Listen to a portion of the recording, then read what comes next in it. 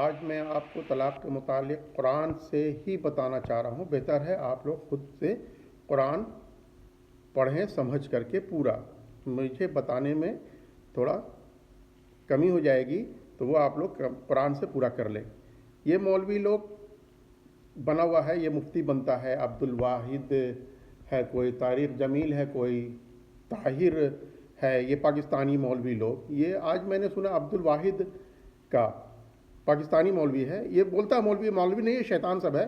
یہ سب حلالے والے سانڑ کا دلال سانڑ سب ہے, رنڈی خانے کا دلال سب ہے. یہ سب میں تو بولنا نہیں چاہیے, نام لے کر کے میں بول رہا ہوں. تو یہ لوگوں کا قرآن تو پڑھ کر کے سنا رہا لیکن معنی نہیں بتا رہا ٹھیک سے. آپ لوگ خود سے معنی پڑھ لیں تو بہتر ہوگا.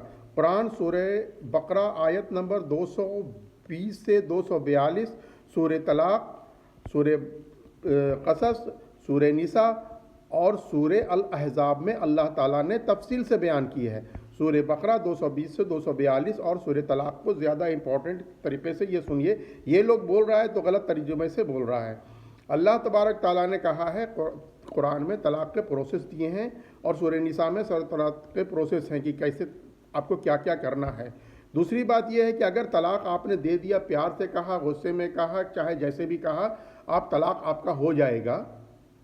لیکن طلاق کے بعد آپ رجوع کر سکتے ہیں.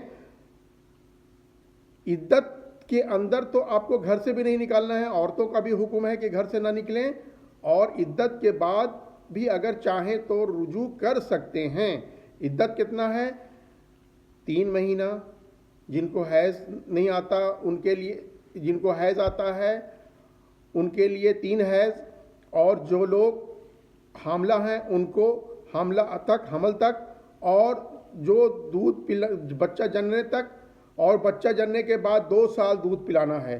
بعض روایتوں میں ہے 2 سال تک بھی عدت ہے, یعنی کہ بچے کے جب تک دودھ پلانے کا رہے تو ساری ذمہ داری باپ کی ہے, باپ کی ذمہ داری ہے. تو وہ اس درمیان اگر کوئی صلح کر لے تو صلح کرنے کے لیے کوئی بھی حلالے ولالے کی ضرورت نہیں ہے. کوئی طلاق کے بعد پہلا طلاق کے بعد آپ رجوع کر سکتے ہیں, عدت کے اندر یا عدت سے باہر بھی. عدت کے اندر عورتوں کے لیے, عدت کے بعد عورتوں کو دوسری جگہ نکاح کرنے کی اجازت اللہ تبارک تعالیٰ نے دی. وہ دوسری جگہ اجازت دی ہے, اور عدت سے پہلے ان کو منع کیا گیا ہے کہ آپ کہیں دوسری جگہ نکاح نہ کریں, کیونکہ ان کے پہلے جو خاوند ہیں ان کو پورا حق ہے کہ واپس نکاح میں کر لیں.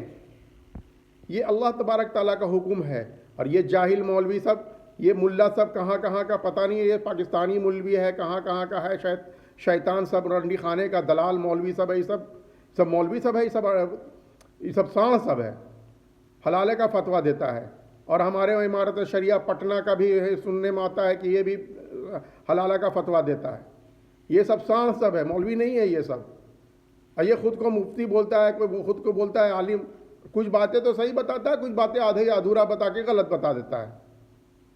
تو ان لوگوں کی باتیں سے بہتر ہے کہ خود سے قرآن پڑھیں. اور اس بےہودے لوگوں کو سننا چاہیے کہ قرآن کو پڑھ کر کے اس کا میننگ جو ہے کتاب میں لکھی ہوئی, یہ قرآن میں لکھا ہوا, اس کو پڑھ کر کے سناؤ. کیونکہ بغیر سنائے اللہ تبارک تعالیٰ نے رسول کو بھی ہدایت نہیں دی ہے, رسول کو بھی اپنے مرضی سے کچھ بھی بولنے کا اختیار نہیں ہے.